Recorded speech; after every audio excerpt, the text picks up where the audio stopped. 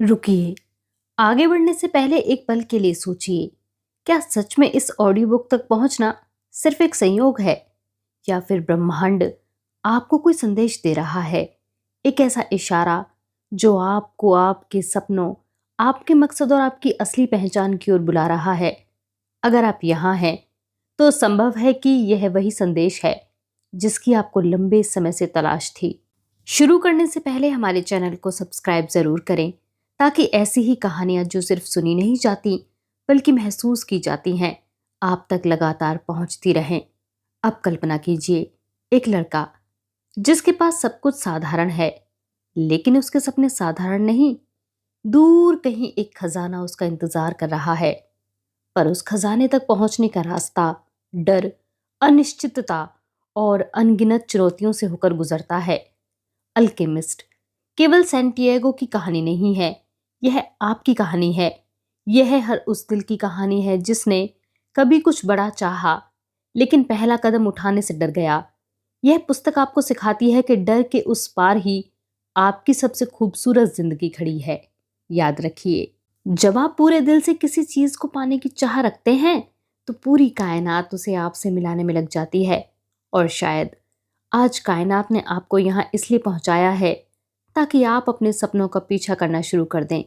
तो आंखें बंद कीजिए, दिल की आवाज सुनिए और तैयार हो जाइए एक ऐसी यात्रा के लिए जो सिर्फ आपको एक खजाने तक नहीं, बल्कि आपको आपसे मिलाने वाली है।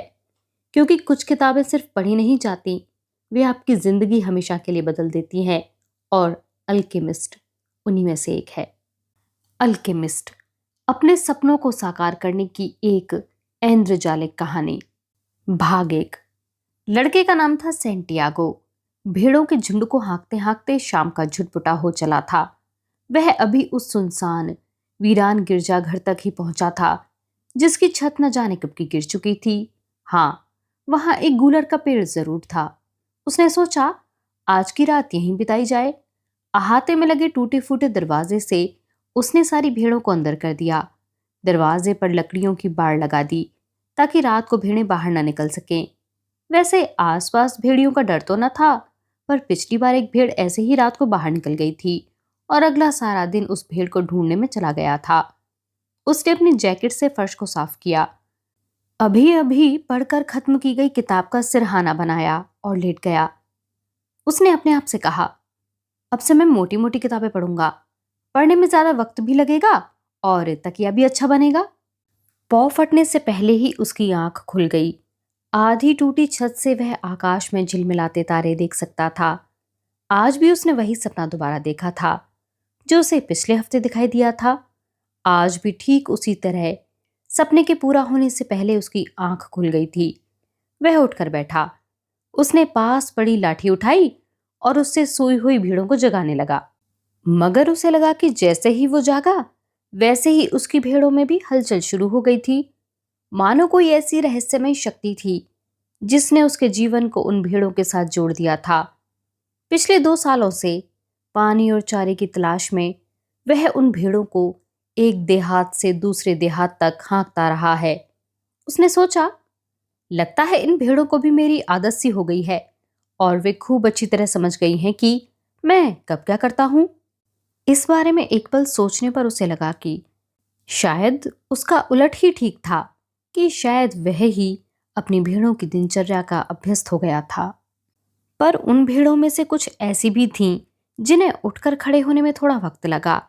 ऐसी हर एक भेड़ का नाम ले लेकर उसने अपनी लाठी से कौंचा। उसे पूरा यकीन था कि वह जो भी कहता था, भेड़ें उसे अच्छी तरह समझती थीं। यही वजह थी कि जब भी किसी किताब में कोई बात उसे बहुत अच्छी लगी, तो उसने वह हिस्सा उन भेड़ों को पढ़कर सुनाया था। एक गडरिये के अकेलेपन और घुमक्कड़ जीवन की खुशियां उनसे बांटी थी। गांव देहात से गुजरते हुए जो उसने देखा था, उस पर टीका टिप्पणी भी की थी।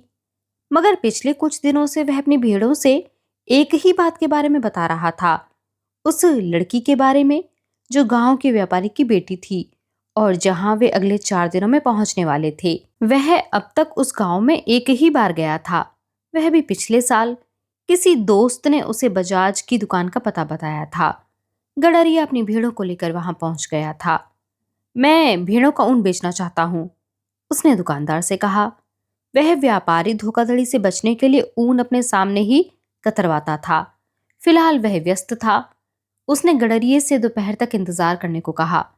वह दुकान की सीढ़ियों पर ही बैठ गया, झोले से एक किताब निकाली और पढ़ने लगा। मुझे नहीं मालूम था कि गडरिये पढ़ना भी जानते हैं।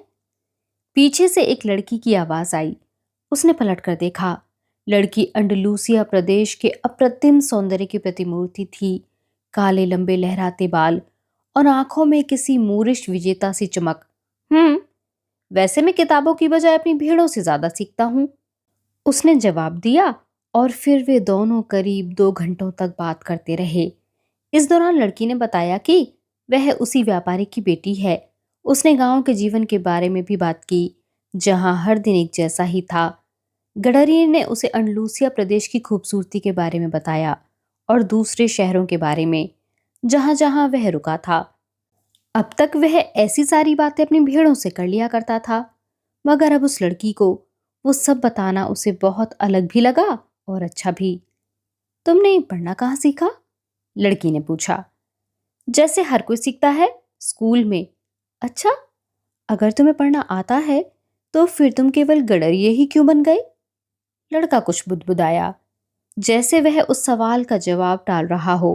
वह जानता था कि लड़की इस बात को नहीं समझ पाएगी, शायद कभी नहीं। बात बदलते हुए उसने अपनी यात्राओं की कहानियां उस लड़की को सुनाई, जिन्हें सुनकर उसकी मूरिश आंखें विस्मय और भय से भर गईं। बातों का सिलसिला जारी था और समय बड़ी तेजी से बीत रहा था। जैसे जैसे समय बीता, लड़के ने अपने आप को चाहते हुए पाया कि काश यह दिन कभी न बीते, कि उसका व्यापारी बाप उसी तरह व्यस्त रहे, केवल दोपहर तक नहीं बल्कि अगले 3 दिनों तक। एकाएक उसे लगा कि उसके भीतर कुछ ऐसा हो रहा है जो उसने आज तक कभी अनुभव नहीं किया था। उसका मन हुआ कि वह दर बदर घूमने की बजाय एक ही जगह टिक जाए। काले लहराते बालों वाली इस लड़की के साथ उसके दिन ही बदल जाएंगे। तभी व्यापारी आ पहुंचा और उसने गडरिये से 4 भेड़ों की ऊन कतरने के लिए कहा। ऊन कतरने के बाद व्यापारी ने उसे कीमत चुकाई और अगले साल फिर आने को कहा। और अब केवल 4 दिन ही बचे थे। वह फिर उसी गांव में होगा। वह बहुत उत्तेजित था और साथ ही आशंकित भी। क्या पता वह लड़की इस बीच उसे भूल गई हो। इस गांव में मैं ही क्या, और बहुत से गडरिये ऊन बेचने आते होंगे। कोई फर्क नहीं पड़ता, उसने अपनी भेड़ों से कहा। मैं और कई जगह और कई लड़कियों को जानता हूं। मगर उसका दिल जानता था कि फर्क पड़ता है। वह जानता था कि गडरिये भी जहाजियों और घुमंतू फेरी वालों की तरह ही होते हैं। उन्हें भी घूमते फिरते कोई न कोई ऐसा शहर जरूर मिल जाता है जहां पर कोई होता है, और फिर वह कोई उनके घुमक्कड़ जीवन की बेलाग खुशियों और बेफिक्री को एकाएक उनसे छीन लेता है। सुबह हो चली थी। गुलाबी आकाश में सुनहरा सूरज उगने लगा था। उसने अपनी भेड़ों को सूरज की ही दिशा में आगे बढ़ाया। उसने सोचा, इन भेड़ों को कभी अपने आप कुछ तय नहीं करना पड़ता। शायद यही वजह है कि ये हमेशा मेरे पास बनी रहती हैं। चारा और पानी मिल जाए तो वही इनके लिए काफी है। अंडलूसिया में जब तक मैं इनके लिए बढ़िया चारागाहें ढूंढता रहूंगा, ये मेरी मित्र बनी रहेंगी। इनके आज और बीते हुए कल में कोई फर्क नहीं होता। सारे दिन एक जैसे ही हैं। सूरज निकलने से लेकर डूबने तक वही अंतहीन समय। इन्होंने कभी कोई किताब भी तो नहीं पढ़ी। मैं जब भी किसी शहर के बारे में इनसे बात करता हूँ तो ये कितना समझ पाती हैं। इन्हें तो बस चारा और पानी चाहिए, ये उसी में खुश हैं। बदले में इनकी सारी ऊन उतार लो, इन्हें कोई एतराज नहीं। इसके अलावा इनका साथ और कभी कभार इनका गोश्त। अगर आज मैं राक्षस बन जाऊं और एक एक करके इन्हें मारने लगूं तो इन्हें तब तक कुछ पता नहीं चलेगा, जब तक लगभग पूरे रेवड़ की हत्या न हो चुकी हो। ये मुझ पर भरोसा करती हैं, अपनी सहज बुद्धि पर नहीं, क्योंकि मैं इनका पोषण करता हूँ। लड़के को अपनी ही सोच पर आश्चर्य हुआ। लगता है उस गिरजे और गुलर के आसपास किसी भूत का निवास है। तभी तो उसने वही सपना दोबारा देखा, और शायद तभी उसे अपनी संगी साथिन भेड़ों पर गुस्सा आया। रात खाने के बाद थोड़ी मदिरा बची थी। उसने एक घूंट उसका पिया और अपनी जैकेट उठा ली। उसे मालूम था कि थोड़ी ही देर में सूरज ऊपर चढ़ाएगा और तब गर्मी के मारे भेड़ों को इस खुले मैदान में हाँकना मुश्किल हो जाएगा। पूरे स्पेन में गर्मी से बचने के लिए सभी लोग दिन में ही सो जाते हैं। यह गर्मी तो रात तक ऐसी ही बनी रहेगी और उसे अपने कंधों पर जैकेट का फालतू बोझ ढोना पड़ेगा। तभी उसे ध्यान आया कि इस जैकेट की वजह से ही तो वह भोर की सर्दी झेल पाया था। हमें किसी भी परिवर्तन के लिए तैयार रहना चाहिए। ऐसा सोचते ही उसे जैकेट का बोझ कम और उसकी गर्माहट अच्छी लगने लगी। जैकेट का एक उद्देश्य था और उस लड़के का भी। उसका उद्देश्य था जीवन भर घूमना। पिछले 2 सालों में अंडलूसिया प्रदेश में घूमते घूमते वहां के सारे शहरों को अच्छी तरह जान गया था। उसका विचार था कि इस बार की मुलाकात में वह उस लड़की को बताएगा कि किस तरह एक सीधे साधे गडरिये ने पढ़ना लिखना सीखा। 16 बरस का होने तक वह एक गुरुकुल में जाता था। उसके पिता चाहते थे कि वह एक पादरी बने, जिससे उनकी मामूली किसान परिवार का नाम ऊंचा हो। उनका परिवार भोजन और पानी जुटाने के लिए ही ठीक भेड़ों की तरह ही कड़ी मेहनत करता था। यूं तो उसने लैटिन और स्पेनिश भाषा के अलावा धर्म दर्शन भी पढ़ा था, मगर उसके मन में तो पूरी दुनिया को जानने की धुन समाई थी और वह उसके लिए ईश्वर को जानने से कहीं ज्यादा मायने रखती थी। पाप और पुण्य उसके लिए बेमानी थे। एक दिन जब वह गुरुकुल से लौटा तो उसने साहस बटोर कर अपने पिता से कह ही डाला कि उसका मन पादरी बनने को कतई नहीं है। वह तो बस घूमना और सिर्फ घूमना चाहता है। बेटा, दुनिया भर के लोग हमारे इस गांव से होकर गुजरे हैं। वे आते तो किसी नई चीज की तलाश में हैं, मगर जब वापस जाते हैं तो मूलतः वैसे ही इंसान होते हैं जैसे कि वे तब थे जब आए थे। वे पहाड़ चढ़ते हैं राजमहल देखने के लिए, और जब उतरते हैं तो उन्हें लगता है कि जो बीत गया वह आज से बेहतर था। उनके भूरे बालों या शरीर का रंग भले ही हमसे अलग हो, मगर भीतर से वे सब के सब हम जैसे ही होते हैं। मगर मैं तो उन शहरों के राजमहल देखना चाहता हूं जहां वे रहते हैं, लड़के ने दलील देते हुए कहा। वे लोग जब हमारी धरती को देखते हैं तो कहते हैं हम पूरा जीवन यहीं बिताना चाहते हैं। पिता ने बात आगे बढ़ाई। वह तो ठीक है, मगर मैं उनकी धरती देखना चाहता हूं और यह भी देखना चाहता हूं कि वे कैसे रहते हैं। लड़का बोला, जो लोग यहाँ आए वे धनी थे। घूमने फिरने और खर्च करने के लिए उनके पास बहुत सारे पैसे थे, मगर हम जैसों में से कोई घूमना फिरना चाहता है तो उसका एक ही तरीका है कि वह गडरिया बन जाए। पिता ने लड़के को समझाया। तब यही सही, मैं गडरिया ही बनूंगा, लड़के ने बड़े निश्चय भरे शब्दों में कहा। उसके पिता ने आगे कुछ नहीं कहा। अगले दिन एक बटुए में सोने के 3 पुराने स्पेनी सिक्के डालकर उसने अपने बेटे को थमा दिए। मुझे एक दिन ये खेत में पड़े मिले थे, ये सिक्के ही मैं तुम्हें विरासत में देता, पर चलो अब तुम इनसे कुछ भेड़ें खरीद लो और निकल पड़ो चारागाहों की तलाश में। मगर एक बात मैं तुम्हें बता दूं, एक दिन तुम भी यही कहोगे कि अपनी धरती और यहाँ की औरतें ही दुनिया भर में सबसे ज्यादा सुंदर हैं। पिता ने बेटे को आशीर्वाद देते हुए कहा। तब न जाने क्यों लड़के को ऐसा लगा कि उसके पिता की आंखों में भी पूरी दुनिया घूमने का सपना मौजूद था। वह सपना जो आज भी जिंदा है, बावजूद इसके कि उन्हें उसे दफनाने के लिए मजबूर होना पड़ा था। पर सच तो यह था कि साल दर साल पीने को पानी, खाने को भोजन जुटाने और हर रात एक ही जगह बसेरा करने की मजबूरी भी इस सपने को दफन न कर पाई।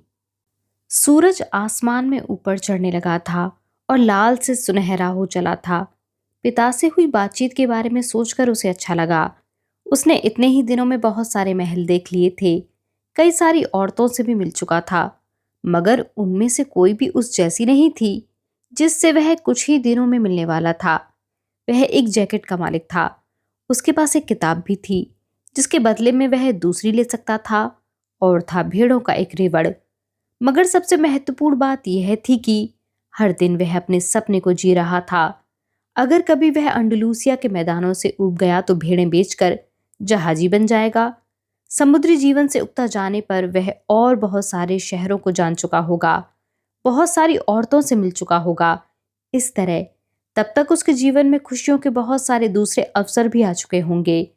उसने चढ़ते हुए सूरज से आंख मिलाते हुए अपने आप से कहा, गुरुकुल में ईश्वर तो मुझे कभी न मिलता, जब भी संभव होता, यात्रा के लिए वह हमेशा एक नया रास्ता चुनता। खंडर हो चुके उस गिरजाघर में इससे पहले वह कभी नहीं रुका था। हालांकि उसके आसपास से वह कई बार गुजरा था। यह संसार बहुत बड़ा है, कभी ना खत्म होने वाला। उसे तो अपनी भेड़ों को किसी रास्ते पर लगा देना भर था, और उसके बाद एक एक करके बहुत सारी रोचक बातें उसके सामने आती जाएंगी। मगर भेड़ें, वे इस बात को कहाँ समझ पाती हैं। वे तो यह भी नहीं समझ पाती कि हर रोज वे एक नए रास्ते पर चल रही हैं। उन्हें तो यह भी नहीं दिखाई देता कि ये चारागाह नए हैं या फिर मौसम भी बदलते हैं। उन्हें तो बस हरदम खाने पीने की ही चिंता सताए रहती है। शायद हम सब के सभी ऐसे हैं, लड़के ने सोचा। यहाँ तक कि मैं भी। मैंने भी तो उस व्यापारी की बेटी से मिलने के बाद किसी दूसरी के बारे में नहीं सोचा। सूरज को देखकर उसने हिसाब लगाया, दोपहर तक वह तरीफा पहुंच जाएगा। वहां पहुंचकर अपनी किताब के बदले में कोई मोटी किताब लेगा, मदिरा की बोतल पूरी भर लेगा, दाढ़ी ही नहीं बाल भी बनवाएगा। आखिर उस लड़की से मिलने के लिए तैयारी भी तो करनी ही पड़ेगी। वह अपने दिमाग से इस विचार को निकाल फेंकना चाहता था कि उसके पीछे कोई दूसरा गड़रिया वहां आया होगा, जिसके पास भीड़ों का बड़ा रेवड़ होगा और जिसने उसके पहुंचने से पहले ही उस लड़की का हाथ मांग लिया होगा। सपना साकार होने की संभावना ही जीवन को रंगीन बनाती है। उसने एक बार फिर आसमान की तरफ देखा। सूरज और ऊपर चढ़ आया था। उसने अपनी रफ्तार तेज कर दी। अचानक उसे याद आया, तरीफा में एक वृद्ध महिला रहती है जो सपने बांचती है। वृद्ध महिला उस लड़के को घर के पिछवाड़े वाले कमरे में ले गई। इस कमरे को रहने वाले कमरे से मोती मूंगों का एक रंगीन झालर वाला पर्दा अलग करता था। कमरे में एक मेज और दो कुर्सियां पड़ी थीं और दीवार पर लगी थी प्रभु यीशु की तस्वीर। कुर्सी पर बैठते हुए वृद्धा ने लड़के से बैठने को कहा। उसके बाद लड़के के दोनों हाथ अपने हाथों में लेकर वह शांत भाव से प्रार्थना करने लगी। उसकी प्रार्थना जिप्सियों जैसी थी। लड़के को भी जिप्सियों का अनुभव था। यात्रा के दौरान वे उसे रास्ते में मिलते थे, मगर उनके पास भेड़ें नहीं होती थीं। लोग कहते हैं कि जिप्सियों की सारी जिंदगी दूसरों को ठगने में ही बीतती है। यह भी कहा जाता था कि शैतान के साथ उनका समझौता है। वे बच्चों को अगवा कर अपने भूतहे अड्डों में ले जाकर उन्हें गुलाम बना लेते हैं। बचपन में ऐसी कहानियां सुनाकर उसे इतना डराया गया था कि जिप्सियों द्वारा पकड़े जाने का भय उसके मन में अभी भी बैठा हुआ था। वृद्धा ने उसके दोनों हाथ पकड़े तो उसका भय एक बार फिर लौट आया। वृद्धा ने लड़के के हाथों से बिना नजर उठाए कहा, वाह, मजेदार।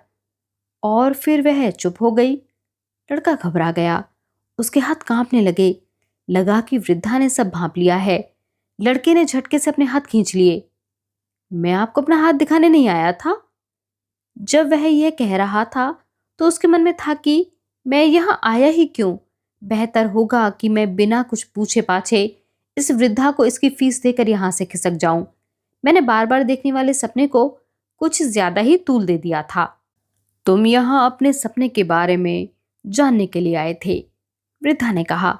और सपने ईश्वर का हमसे बात करने का तरीका है। वह हमसे हमारी ही भाषा में बात करता है। वह जो भी कहता है मैं बखूबी उसकी व्याख्या कर सकती हूँ।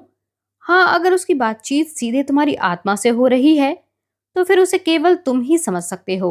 बहरहाल जो भी हो, तुम्हें राय देने की मैं अपनी फीस लूंगी। लड़के को लगा यह भी इसकी चाल है। कोई बात नहीं, यह भी सही। एक गडरिये के जीवन में खूंखार भेड़ियों और सूखे चारागाहों से निपटने के अवसर तो आते ही रहते हैं, और उन्हीं से आती है उसके जीवन में नवीनता, कुछ उत्तेजना। मैंने सपने को 2 बार देखा है, उसने कहा। मैंने देखा, मैं अपनी भेड़ों के साथ एक मैदान में हूं। तभी वहां एक बच्ची आती है और मेरी भेड़ों से खेलने लगती है। मुझे यह सब पसंद नहीं है, क्योंकि भेड़ों को अपरिचितों से डर लगता है। मगर पता नहीं क्यों बच्चे हमेशा भेड़ों के साथ उन्हें डराए बगैर खूब खेल लेते हैं। जानवरों को आदमी की उम्र का अंदाजा कैसे हो जाता है? मुझे अपने सपने के बारे में जरा विस्तार से बताओ, वृद्धा ने कहा। मुझे खाना भी पकाना है और फिर तुम्हारे पास कोई ज्यादा पैसे तो होंगे नहीं, इसलिए मैं तुम्हें बहुत समय भी नहीं दे सकती। वह बच्ची बहुत देर तक मेरी भेड़ों के साथ खेलती रहती है। उसने सपने को आगे बढ़ाया। हालांकि वृद्धा की बात उसे अच्छी नहीं लगी थी। और फिर एकाएक उस बच्ची ने मेरे दोनों हाथ थाम लिए और मुझे पिरामिडों के देश मिस्र ले गई। कुछ क्षणों के लिए वह चुप हो गया, यह भांपने के लिए कि उस वृद्धा को मिस्र के पिरामिडों के बारे में कुछ मालूम भी है या नहीं। लेकिन वृद्धा खामोश रही। फिर मिस्र के पिरामिडों में, लड़के ने इन शब्दों को रुक रुक कर कहा ताकि वृद्ध औरत उसकी बात समझ सके। उस बच्ची ने मुझसे कहा, तुम यहाँ आए हो तो तुम्हें यहाँ छिपा खजाना मिलेगा। और फिर जैसे ही वह मुझे उस छिपे हुए खजाने को दिखाने जा रही थी, मेरी आंख खुल गई। दोनों बार ऐसा ही हुआ।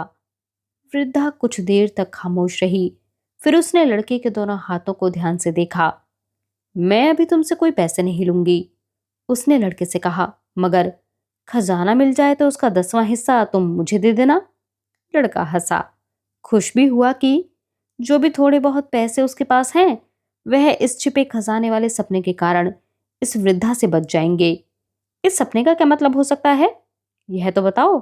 बताऊंगी, मगर पहले तुम कसम खाओ कि जो मैं तुम्हें बताऊंगी उसके बदले में तुम मुझे खजाने का 10वां भाग दोगे। गडरिये ने कसम खाई। ऐसे नहीं, प्रभु यीशु को देखकर फिर कसम खाओ। तो सुनो, सांसारिक भाषा में यह एक सपना है, वृद्धा ने कहा। मैं इसकी व्याख्या भी कर सकती हूँ, जो बहुत मुश्किल है। इस वजह से खजाने के एक भाग पर मेरा अधिकार बनता है। मैं ऐसा सोचती हूँ कि तुम्हें पिरामिडों के देश मिस्र जरूर जाना चाहिए। मैंने उनके बारे में कभी सुना तो नहीं, मगर चूंकि एक बच्ची ने उन पिरामिडों को तुम्हें दिखाया है तो वे जरूर होंगे। वहां तुम्हें खजाना जरूर मिलेगा और तुम एक बहुत अमीर आदमी बन जाओगे। लड़के को थोड़ा आश्चर्य हुआ, चिड़चिड़ाहट भी हुई। इस सब के लिए तो मैं इस औरत को ढूंढता हुआ यहाँ नहीं आया था। पर तभी उसे ध्यान आया कि इस सब के लिए अब उसे एक भी पैसा खर्च नहीं करना पड़ेगा। केवल यह जानने के लिए मुझे अपना वक्त बर्बाद करने की जरूरत नहीं थी, उसने कहा। मैंने तो तुमसे पहले ही कहा था, तुम्हारे सपने की व्याख्या करना जरा मुश्किल है। बहुत साधारण सी दिखने वाली चीजें ही हमारे जीवन में असाधारण होती हैं, मगर इस बात को अक्लमंद लोग ही समझ पाते हैं। मैं अक्लमंद नहीं हूं, इसीलिए मुझे दूसरी कलाएं सीखनी पड़ी, जैसे हाथ देखने की कला वगैरह। अच्छा यह बताओ, मैं मिस्र कैसे पहुंचूंगा? मैं तो केवल सपने बांचती हूँ, उन्हें कैसे सच करना है यह मैं नहीं जानती। तभी तो मुझे अपनी बेटियों पर निर्भर रहना पड़ता है। और मैं कभी मिस्र पहुंचा ही नहीं तो तुम मुझे कुछ भी मत देना। वैसे भी ऐसा कोई पहली बार ही थोड़े होगा। वृद्धा ने यह कहते हुए कि उसका बहुत समय खराब हो गया है, लड़के से जाने के लिए कहा। लड़के को घोर निराशा हुई। वह अब कभी सपनों पर यकीन नहीं करेगा। उसे याद आया कि उसे तो अभी बहुत से काम निपटाने हैं। वह बाजार गया और वहां कुछ खाया, फिर अपनी किताब को एक ज्यादा मोटी किताब से बदला। चौक में एक बेंच पर बैठकर खरीदी मदिरा को चक्कर देखा। दिन गर्म था और मदिरा ताजगी भरी। उसकी भीड़ें शहर के बाहरी फाटक के पास उसके एक दोस्त के तबेले में थीं। इस शहर में वह बहुत से लोगों को जानता था। यही बात तो उसे अपने घुमक्कड़ जीवन की तरफ आकर्षित करती थी। उसे नित नए दोस्त बनाने का अवसर मिलता था, ऐसे दोस्त जिनके साथ उसे अपना सारा वक्त गुजारने की जरूरत नहीं थी। जब भी कोई व्यक्ति उन्हीं उन्हीं लोगों को हर रोज देखता है, जैसा कि गुरुकुल में रोज होता था, तो वे हमारे व्यक्तिगत जीवन का अभिन्न अंग बन जाते हैं और तब वे अपने अनुसार आप में बदलाव लाना चाहते हैं। अगर ऐसा नहीं होता, यानी आप अपने को उनकी इच्छा के अनुसार नहीं ढालते, तो वे नाराज हो जाते हैं। हर आदमी यह तो जानता है कि दूसरों को अपना जीवन कैसे बिताना चाहिए, मगर खुद जीवन कैसे जिया जाए यह उसे मालूम नहीं होता। सूरज थोड़ा नीचे उतर आए तो मैदान के रास्ते वह अपनी भीड़ों को लेकर उस गांव की तरफ चल देगा और आज से 3 दिनों के बाद वह उस व्यापारी की बेटी के साथ होगा। वह नई खरीदी किताब पढ़ने लगा। पहले ही पन्ने पर किसी शव को कब्र में दफनाने का वर्णन था। जो व्यक्ति उस संस्कार में शामिल थे, उनके नामों का उच्चारण बड़ा मुश्किल था। अगर उसने कभी कोई किताब लिखी तो वह एक बार में एक ही व्यक्ति का परिचय देगा, ताकि पाठक बहुत सारे नामों को एक साथ याद करने के लिए मजबूर न हो। थोड़ी देर बाद जब उसने एकाग्रचित होकर पढ़ना शुरू किया तो उसे वह किताब बढ़िया लगने लगी। शव संस्कार वाले दिन बर्फ गिर रही थी। उस सर्द मौसम का एहसास उसे अच्छा लगा। वह तन्मय होकर किताब पढ़ रहा था कि एक बूढ़ा आदमी उसके पास आकर बैठ गया। चौक पर चलते लोगों की तरफ देखकर उस बूढ़े ने बात शुरू करते हुए पूछा, ये लोग क्या कर रहे हैं? काम कर रहे हैं, उसने बेरुखी से कहा, कुछ इस तरह की जैसे वह किताब में डूबा हो, पर असल में उस वक्त वह उस व्यापारी की बेटी के सामने अपनी भेड़ों की ऊन कतरने के बारे में सोच रहा था, ताकि वह लड़की खुद देख सके कि उसे मुश्किल काम भी करने आते हैं। न जाने कितनी बार मन ही मन वह इस दृश्य की कल्पना कर चुका था। हर बार जब वह बताता कि भेड़ का ऊन पीछे से आगे की ओर इस तरह काटा जाता है, तो कल्पना में ही वह देखता कि लड़की मंत्रमुग्ध होकर उसे निहार रही है। ऊन कतरते हुए सुनाने के लिए उसने कुछ अच्छी कहानियां भी याद करने की कोशिश की। उन कहानियों में से ज्यादातर तो उसने किताबों में ही पढ़ी थी, मगर वह उन्हें सुनाता इस तरह था कि जैसे वे उसके अपने अनुभव से उपजी हो। वह लड़की इस बात को कभी नहीं पकड़ पाएगी, क्योंकि उसे तो पढ़ना आता ही नहीं। वह इन्हीं ख्यालों में डूबा था, मगर उधर वह बूढ़ा था कि उससे बातचीत शुरू करने के लिए बेचैन था। उस बूढ़े ने लड़के को बताया कि वह बहुत थका हुआ है, उसे प्यास भी लगी है, और पूछा कि क्या वह उसकी मदिरा में से 2 घूंट पी सकता है। लड़के ने मदिरा की बोतल उसकी ओर बढ़ा दी, यह सोचकर कि चलो यह 2 घूंट मदिरा पी लेगा तो इससे छुटकारा तो मिलेगा। मगर बूढ़ा तो उससे बात करने पर आमादा था। उसने लड़के से पूछा कि वह कौन सी किताब पढ़ रहा है। लड़के का मन तो चाहा कि वह बूढ़े को डांट दे और दूसरी बेंच पर जा बैठे, मगर उसके पिता ने हमेशा बड़ों का आदर करना सिखाया था। उसने किताब उस बूढ़े के सामने कर दी। उसके 2 कारण थे। एक तो यह कि वह स्वयं उस किताब के शीर्षक का उच्चारण करने में असमर्थ था, और दूसरा यह कि अगर उस बूढ़े को भी पढ़ना ना आता होगा तो वह खुद ही शर्म से उठकर दूसरी बेंच पर चला जाएगा।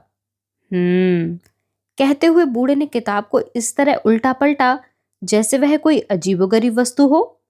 यह है तो महत्वपूर्ण, पर बहुत बेचैन कर देने वाली किताब है, बूढ़े ने कहा। लड़का सख्ते में आ गया। तो इस बूढ़े को पढ़ना आता है, और वह इस किताब को शायद पढ़ भी चुका है। अगर उस किताब को पढ़कर सचमुच मन बेचैन होता है तो अभी भी समय था। वह उस किताब को बदलकर कोई और किताब ले सकता था। इस किताब में भी तकरीबन वही कुछ कहा गया है जो दुनिया की और किताबों में कहा गया है। बूढ़े ने अपनी बात पूरी करते हुए आगे कहा, इस किताब में बताया गया है कि लोग अपनी नियति खुद नहीं चुन पाते, और अंततः सभी लोग विश्व के इस सबसे बड़े झूठ में विश्वास करने लगते हैं। विश्व के सबसे बड़े झूठ में क्या है वह? लड़के ने विस्मय से पूछा। वह यह कि हमारे जीवन में एक ऐसा समय आता है जब हमारे साथ जो कुछ भी घटित हो रहा होता है उस पर हमारा कोई नियंत्रण नहीं होता, और तब हमारे जीवन की बागडोर हमारी तकदीर के हाथों में चली जाती है। यही दुनिया का सबसे बड़ा झूठ है। मेरे साथ तो ऐसा कभी नहीं हुआ, लड़के ने कहा। वे मुझे पादरी बनाना चाहते थे, मगर मैंने खुद तय किया था गडरिया बनना, और मैं बना। बहुत बढ़िया, बूढ़े ने कहा, क्योंकि तुम्हें घूमना फिरना पसंद है। इसे पता है मैं क्या सोच रहा था, लड़के ने अपने आप से कहा। इस बीच बूढ़ा व्यक्ति किताब के पन्ने पलटने लगा था, और ऐसा लगता था कि किताब लौटाने का उसका कोई इरादा नहीं है। लड़के का ध्यान उस बूढ़े के अजीब पहनावे पर गया। वह अरब लगता था, और अरबों का यहाँ होना असामान्य नहीं था। तरीफा अफ्रीका से कुछ घंटों ही दूर है। वहां पहुंचने के लिए नाव में थोड़ी दूर तंग खाड़ियों से होकर जाना पड़ता था।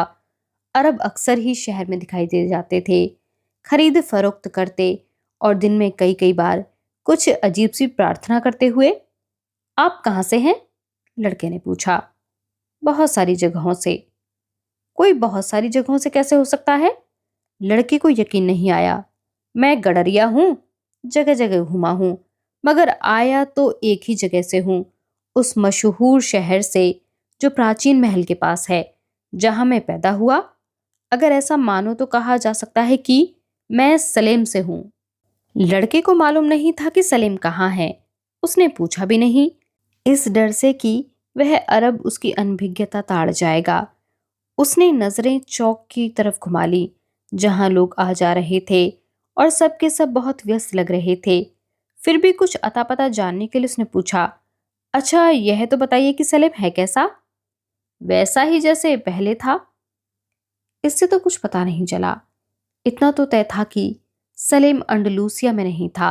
अगर होता तो उसने जरूर सुना होता। और सलेम में आप क्या करते हैं? लड़के ने पीछा नहीं छोड़ा। मैं? सलेम में क्या करता हूँ? बूढ़ा खिलखिलाकर हंसा। मैं सलेम का बादशाह हूँ।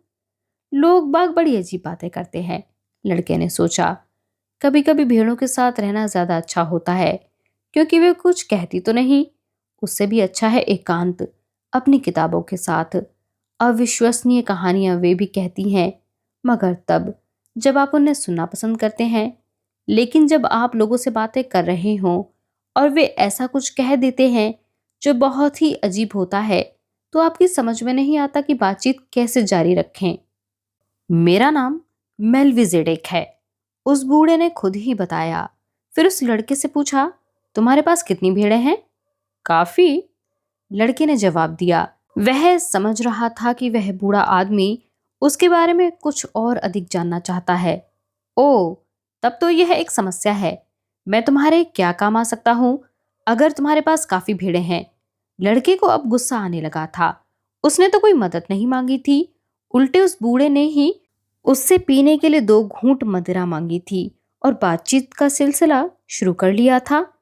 मुझे मेरी किताब लौटा दीजिए, लड़के ने कहा। मुझे अपनी भेड़ें जमा करके आगे भी जाना है। तुम मुझे अपनी भेड़ों का 10वां भाग दे दो, बूढ़े व्यक्ति ने कहा, तो मैं तुम्हें छिपे हुए खजाने को पाने का रास्ता बता दूंगा। लड़के को अपना सपना याद आ गया और तब सारी बातें एकदम साफ हो गईं। उस बूढ़ी औरत ने तो उससे कुछ नहीं लिया, मगर यह बूढ़ा आदमी कहीं उसका पति तो नहीं, जो कोई ऐसी तरकीब ढूंढना चाहता है जिससे उस झूठ मूठ के खजाने के बारे में बताकर उससे अच्छी रकम ऐंठ सके। कहीं यह बूढ़ा आदमी भी जिप्सी तो नहीं है? इससे पहले कि वह लड़का कुछ कह पाता, बूढ़े आदमी ने झुककर एक छड़ी उठा ली और चौक की रेत पर उससे कुछ लिखने लगा। तभी उस अरब की छाती पर कोई चीज इतनी जोर से चमकी कि लड़के की आंख चौंधिया गई। बड़ी फुर्ती के साथ उस अरब ने अपने लबादे से सब कुछ ढांप लिया। कुछ क्षणों बाद जब लड़के की चौंधियाई दृष्टि वापस आई, तो उसने वह सब कुछ पढ़ा जो उस बूढ़े आदमी ने छड़ी से रेत पर लिखा था। वहां उस छोटे शहर के चौक की रेत पर लिखी इबारत में लड़के ने पढ़ा, अपने पिता का नाम, अपनी माँ का नाम और अपने गुरुकुल का नाम, तथा उसने व्यापारी की लड़की का नाम भी पढ़ा जो उसे अब तक खुद मालूम नहीं था। और उसने पढ़ा वह सब जो उसने कभी किसी से कहा ही नहीं था, केवल सोचा था। इस बूढ़े आदमी ने कहा था, मैं सलीम का बादशाह हूं। आश्चर्य है, एक बादशाह होकर आप मुझ गडरी से बात कर रहे हैं। भय और विस्मय से भरे लड़के ने उस अरब से कहा, इसके कई कारण हो सकते हैं। यूं कहें कि सबसे महत्वपूर्ण बात यह है कि तुमने अपनी नियति खोज ली है। लड़के को नहीं मालूम था कि किसी व्यक्ति की नियति क्या होती है, वही जिसे तुम हमेशा से पाना चाहते थे। हर नौजवान जानता है कि उसकी नियति क्या है। जीवन के इस पड़ाव पर सब चीजें साफ होती हैं और सब कुछ संभव होता है। सपने देखने से डर नहीं लगता, वह सब पाने की उत्कंठा होती है जो वह अपने जीवन में घटित होते हुए देखना चाहता है। मगर ज्यों-ज्यों समय गुजरता है, एक अजीब सी विस्मयकारी ताकत उसे यकीन दिलाने लगती है, नहीं, यह सब असंभव है, तुम अपनी नियति नहीं पा सकते। वह बूढ़ा जो कुछ कह रहा था उसे बड़ा ऊटपटांग लगा, मगर फिर भी वह जानना चाहता था कि नियति को तय करने वाली वह अजीब सी ताकत क्या चीज है। उसके बारे में जब वह व्यापारी की बेटी से बात करेगा तो वह बहुत प्रभावित होगी।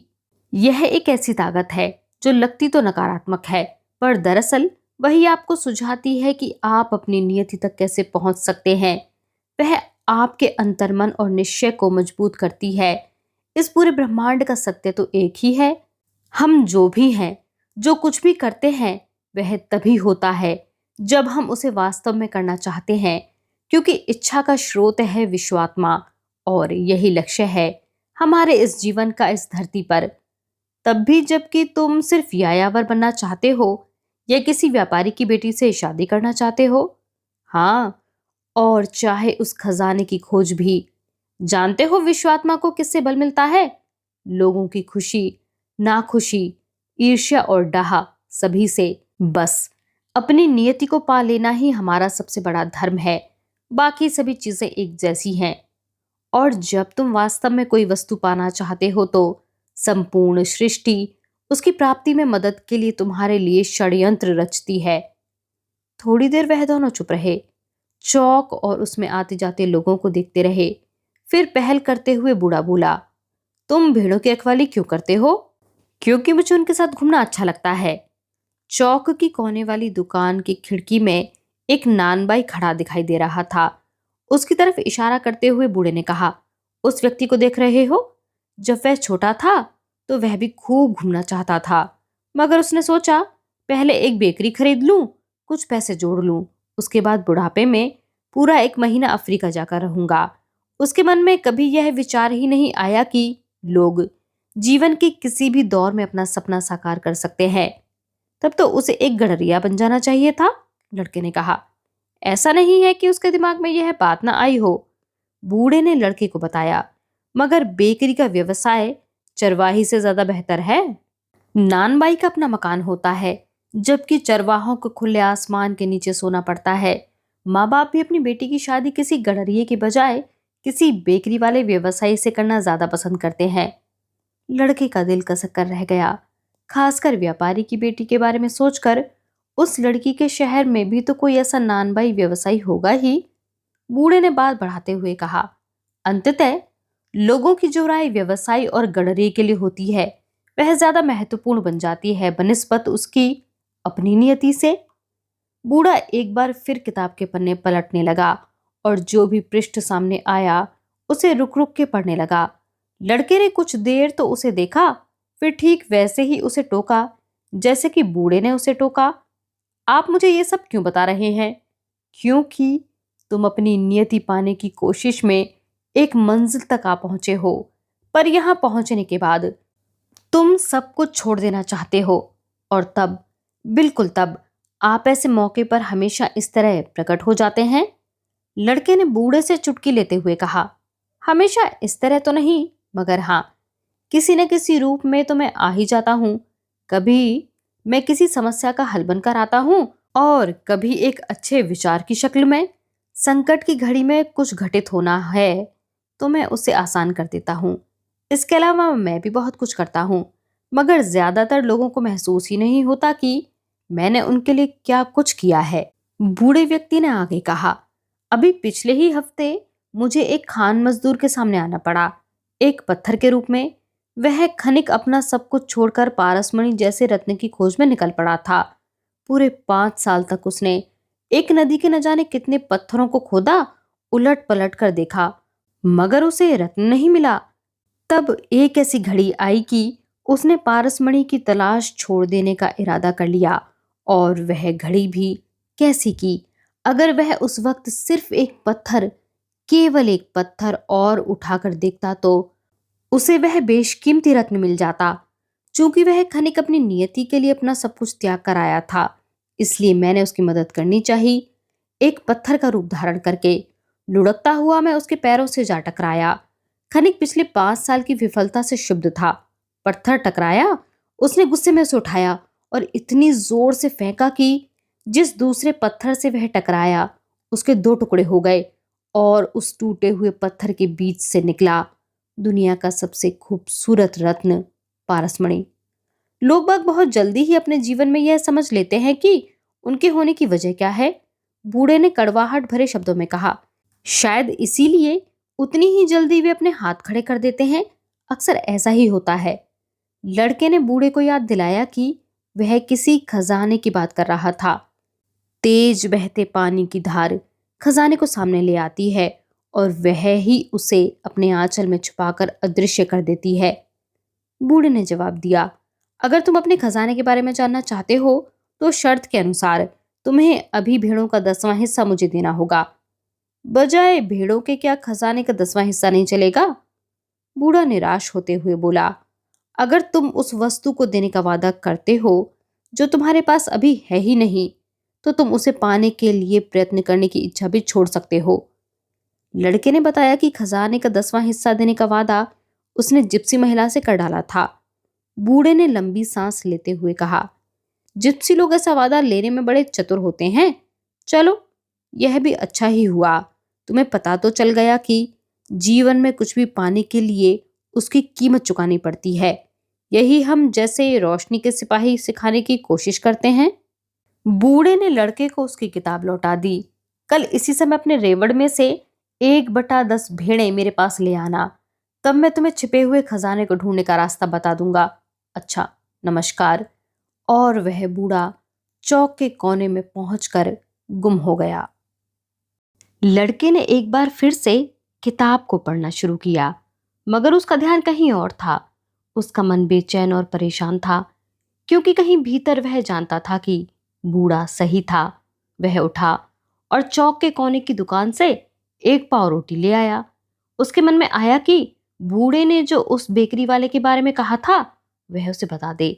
मगर फिर उसने सोचा, कभी कभी जो चीजें जैसी होती हैं उन्हें वैसा ही छोड़ देना चाहिए। उसने नानबाई को कुछ भी नहीं बताया। अगर बता देता तो वह डबल रोटी बनाने वाला नानबाई भी सब कुछ छोड़कर कम से कम अगले 3-4 दिनों तक तो परेशान रहता ही। इसीलिए लड़के ने ऐसा करने से अपने आप को रोक लिया।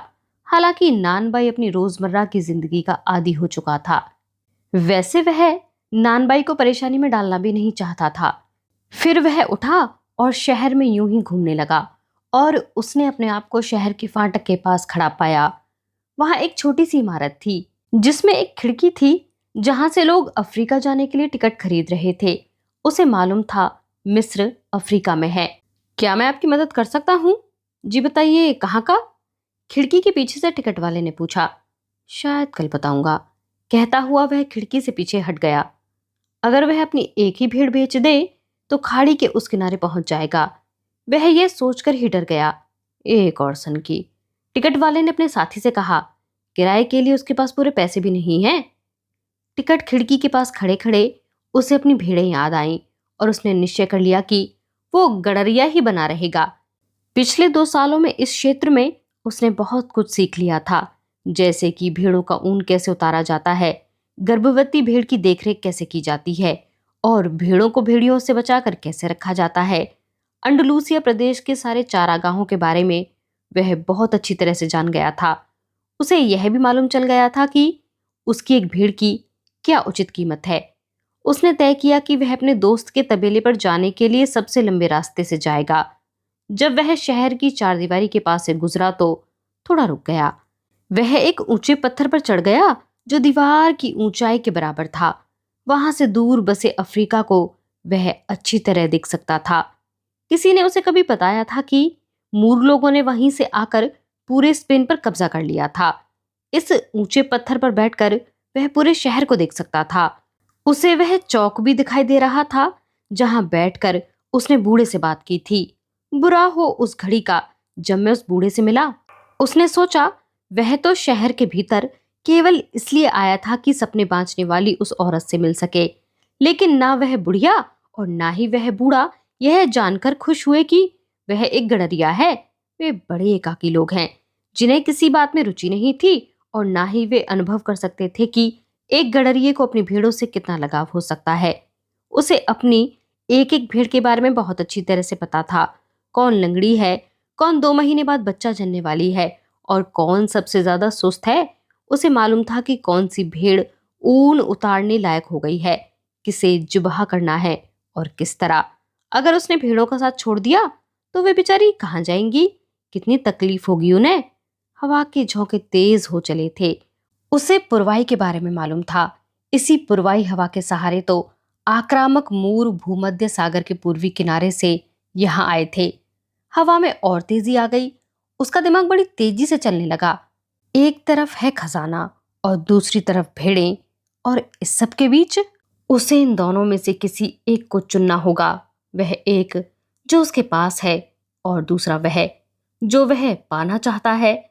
उधर वह व्यापारी की लड़की भी थी, लेकिन उसकी अहमियत भेड़ों के बराबर नहीं थी, क्योंकि वह लड़की भेड़ों की तरह उस पर पूरी तरह निर्भर नहीं थी। उस लड़की को तो शायद उसकी याद भी न हो। उसे क्या याद होगा कि वह उससे किस दिन मिला था। उस लड़की के लिए तो हर रोज एक जैसा ही है। उसके तो ना आज में कोई फर्क है न कल में। जब हर दिन पहले जैसा ही हो तब ऐसा ही होता है, क्योंकि लोग बाग हर सूर्योदय के साथ आने वाली जीवन की अच्छी चीजों को पहचानना भी भूल जाते हैं। मैंने अपनी माँ को छोड़ा, पिता को छोड़ा और पीछे छोड़ आया शहरी महल को। अब तो उन्हें भी मेरे बगैर रहने की आदत पड़ गई होगी, ठीक मेरी तरह। अगर मैं नहीं रहूंगा तो मेरी भेड़ों को मेरे बगैर रहने की आदत पड़ जाएगी। जहां वह बैठा था वहां से चौक साफ नजर आ रहा था। लोगों का आना जारी था। जिस बेंच पर बैठकर उसने बूढ़े से बात की थी वहां अब एक जवान जोड़ा बैठा था और एक दूसरे को प्यार कर रहा था। वह रोटी बनाने वाला बेकर। हवा और तेज हो गई थी और उसके थपेड़े उसे अपने चेहरे पर महसूस हो रहे थे। उसे लगा कि वह हवा भी वैसी ही है जो अपने साथ यहाँ लाई थी मूरों को, पर साथ ही लाई थी रेगिस्तान की गंध भी और पर्दानशीन औरतों को और उन तमाम लोगों को जो सोने और पिरामिडों की तलाश में किसी अनजाने को खोजते हुए अपना पसीना बहाते बड़े साहस के साथ यहाँ आए थे। लड़के को उस हवा से ईर्ष्या होने लगी। कितनी आजाद थी वह हवा। काश वह भी उतना ही आजाद होता, मगर उसे अपने अलावा और कौन रोकने वाला था। भेड़े, व्यापारी की लड़की, अंडलूसिया के हरे भरे मैदान, वे सब तो उसकी नियति तक पहुंचने की सीढ़ी मात्र थे। अगले दिन दोपहर को वह लड़का फिर बूढ़े से मिला। वह अपने साथ 6 भेड़ें भी लाया था। आश्चर्य है, लड़के ने कहा। मेरे मित्र ने फौरन ही मेरी बाकी भेड़ें खरीद ली और कहा कि वह हमेशा से गडरिया बनने का सपना देखा करता था और यह भी कि यह एक अच्छा शकुन है। हमेशा से ऐसा ही होता आया है, बूढ़े आदमी ने कहा। इसे अनुकूलता का सिद्धांत कहते हैं। जब तुम पहली बार ताश खेलते हो तो जरूर जीतते हो। वह शुरुआती भाग्य होता है। ऐसा क्यों होता है? क्योंकि एक ऐसी ताकत है जो चाहती है कि तुम अपनी नियति तक पहुंचो। सफलता देकर वह तुम्हारे इरादे को और मजबूत बना देती है। उसके लिए तुम्हारी भूख बढ़ा देती है। कहते हुए वह बूढ़ा भेड़ों का मुआयना करने लगा। एक भेड़ लंगड़ी थी।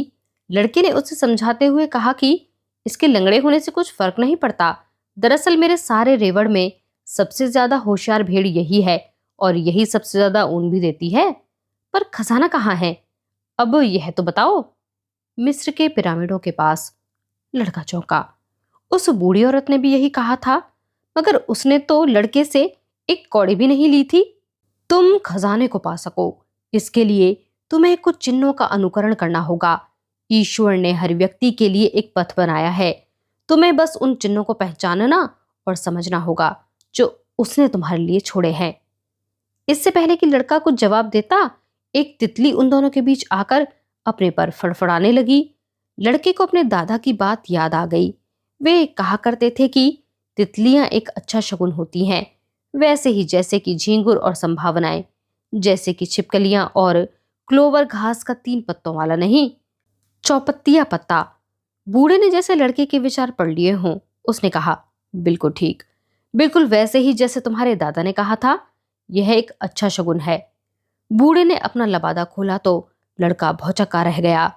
बूढ़े ने अपने सीने पर सोने का भारी कवच पहन रखा था जिसमें हीरे जवाहरात जड़े थे। लड़के को अब समझ में आया कि कल जो चमक उसने देखी थी वह इसी की रही होगी। वह बूढ़ा वाकई बादशाह था और चोरों से बचने के लिए उसने वह रूप बना रखा था। यह लो। बूढ़े ने अपने कवच के बीच से एक सफेद और एक काला नगीना निकालकर उसे देते हुए कहा, इन्हें उरीम और थुमीम कहते हैं। काला हाँ का प्रतीक है और सफेद ना का। जब तुम शगुन अपशगुन के चिन्हों को पढ़ने में कभी भी शंकित होंगे तो ये तुम्हारी मदद करेंगे। इनसे सवाल हमेशा हाँ या ना में करना। वैसे अगर ले सको तो अपने निर्णय तुम खुद ही लेना। खजाना पिरामिडों में है, यह तो तुम्हें मालूम ही था। मैंने तो 6 भेड़ों की बात तुमसे इसलिए की थी ताकि मैं तुम्हारा इरादा निश्चय में बदल सकूं। लड़के ने वे दोनों नगीने अपनी थैली में रख लिए और तय किया कि इसी पल से वह अपने निर्णय अपने आप करेगा। इस बात को कभी मत भूलना कि तुम्हारे प्रत्येक लेन देन का उद्देश्य केवल एक ही है और कुछ भी नहीं। शगुनों और चिन्हों की भाषा याद रखना और इन सबसे ऊपर कभी न भूलने वाली बात की अपनी नियति के पीछे तब तक चलते रहना जब तक कि उसे पूरी तरह ना पा जाओ। जाने से पहले मैं तुम्हें कहानी सुनाना चाहता हूँ, बूढ़े ने आगे कहा। एक व्यापारी ने अपने बेटे को दुनिया के सबसे बुद्धिमान आदमी के पास भेजा कि उससे खुशी हासिल करने का राज जानकर आओ। लड़का रेगिस्तान में 40 दिनों तक भटकता रहा। फिर उसे एक ऊंची पहाड़ी पर बहुत ही खूबसूरत महल दिखाई दिया जहां वह बुद्धिमान व्यक्ति रहता था। महल के मुख्य कमरे में वह घुसा तो वहां कोई साधु संत नहीं था और ना ही कोई शांत सौम्य वातावरण, बल्कि वहां तो बहुत सारे व्यापारी आ जा रहे थे। कुछ लोग इधर उधर कोनों में खड़े बातें कर रहे थे। छोटा सा ऑर्केस्ट्रा संगीत की मधुर धुन बजा रहा था।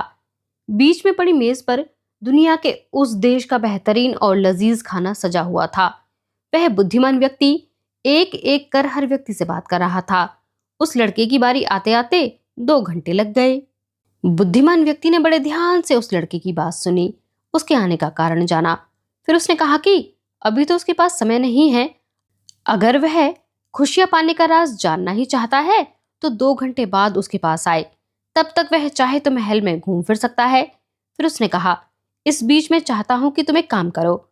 और उसने एक छोटे चम्मच में 2 बूंद तेल डालकर उस लड़के से कहा, अब तुम इस चम्मच को पकड़े हुए पूरे महल में घूमो। ध्यान रहे कि चम्मच से तेल की एक बूंद भी न गिरने पाए। लड़के ने महल में घूमना शुरू किया। बहुत सी सीढ़ियां चढ़ी और उतरी। उसका ध्यान बराबर उस चम्मच पर लगा रहा। अपना ध्यान बराबर चम्मच पर रखते हुए 2 घंटे बाद वह उस कमरे में लौटा जहां उसकी भेंट बुद्धिमान व्यक्ति से हुई थी। अच्छा, क्या तुमने मेरे मुख्य भोजन कक्ष में टंगे बेलबूटेदार ईरानी पर्दों को देखा? बुद्धिमान व्यक्ति ने लड़के से पूछा। तुमने वह बाग देखा जिसे इतना सुंदर बनाने में मेरे मुख्य माली को 10 साल लगे हैं? तुमने मेरे पुस्तकालय में रखे चर्मपत्र वाले ग्रंथ देखे? लड़के ने लज्जित होकर स्वीकारा, यह सब तो नहीं देखा मैंने। मेरा ध्यान तो बराबर इसी पर लगा रहा कि चम्मच से तेल की एक बूंद भी जमीन पर ना गिरने पाए। तो वापस जाओ और दुनिया की अद्भुत वस्तुओं को देख कर आओ, बुद्धिमान व्यक्ति ने लड़के से कहा। अगर तुम किसी व्यक्ति के मकान को नहीं जानते हो तो तुम उस व्यक्ति पर विश्वास नहीं कर सकते। लड़के ने राहत की सांस ली। उसने चम्मच उठाया और एक बार फिर से महल देखने निकल पड़ा। इस बार उसने छत और दीवारों पर बनी सुंदरतम कलाकृतियों को देखा, बाग बगीचे देखे, चारों तरफ फैले पहाड़ देखे, फूलों की खूबसूरती देखी। सारी चीजें बड़े करीने और सुरुचि के साथ संजोई गई थी। बुद्धिमान व्यक्ति के पास लौटकर उसने सारी बातें विस्तार से बताईं। लेकिन वो तेल कहाँ है जो मैंने तुम्हें सुपुर्द किया था? बुद्धिमान व्यक्ति ने लड़के से पूछा। लड़के ने चम्मच की ओर देखा तो पाया कि अब वह खाली था। मैं तुम्हें बस एक ही सलाह दे सकता हूं, बुद्धिमानों से भी बुद्धिमान उस व्यक्ति ने लड़के से कहा। खुशी पाने का राज है इस विश्व की सब सुंदरतम वस्तुओं को देखना और चम्मच वाले तेल की बूंदों को न भूलना। गडरिया अवाक रह गया। उस बादशाह की कही कहानी अब उसकी समझ में आ गई। एक गडरिये को भले ही घूमना फिरना पसंद हो, मगर उसे अपनी भेड़ों को कभी नहीं भूलना चाहिए। बूढ़े व्यक्ति ने लड़के को देखा और अपने हाथों से उसके सिर के ऊपर कुछ अजीब से संकेत बनाए। उसके बाद वह अपनी भेड़ों को लेकर चला गया। पहला भाग यहीं पर समाप्त होता है। अगले भाग में गडरिये सैंटियागो का सफर शुरू होगा मिस्र में बसे अपने खजाने की तरफ। तो बने रहिए हमारे साथ इस अद्भुत कहानी को सुनते रहने के लिए। आप सभी का बहुत शुक्रिया।